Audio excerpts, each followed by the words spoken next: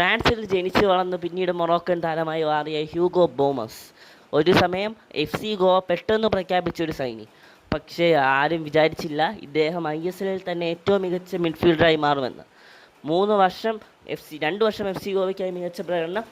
പിന്നീട് നേരെ മുംബൈ സിറ്റിക്കും FC ഗോവയ്ക്ക് വേണ്ടി ഷീൽഡും പിന്നീട് മുംബൈ സിറ്റിക്കായി ഒരു ഷീൽഡും കിരീടവും നേടിയതിനു ശേഷം നേരെ ATK മോഹൻ ബഗാനിലേക്ക്. പക്ഷേ കഴിഞ്ഞ വർഷത്തെ താരത്തിൻ്റെ മോശം പ്രകടനം കാരണം പിന്നീട് 8 മത്സരം മാത്രം കളിക്കാൻ കഴിഞ്ഞ മോഹൻ ബഗാൻ താരമായ ATKയുടെ ഹ്യൂഗോ ബോമസ് ഈ സീസണിൽ തിരിച്ചു വരുന്നു. ഈ സീസണിൽ ഒഡീഷ FC ആണ് താരത്തെ നോട്ടമിട്ടിരിക്കുന്നതിൽ മുന്നിലുള്ള ക്ലബ്. ഒഡീഷയോടൊത്ത് മുഹമ്മദൻ സ്പോർട്ടിംഗ് ക്ലബ്ബും മാത്രമല്ല, മുഹമ്മദൻസിനോടൊപ്പം ഈസ്റ്റ് ബംഗാളും രംഗത്തുണ്ട് താരത്തിന് വേണ്ടി. പക്ഷേ ഏറ്റവും കൂടുതൽ സാധ്യത 28 വയസ്സുകാരനെ സ്വന്തമാക്കാനുള്ളത് ഒഡീഷ FCക്കാണ്. വീഡിയോ യൂസ്ഫുള്ളായി തോന്നിയെങ്കിൽ സബ്സ്ക്രൈബ്.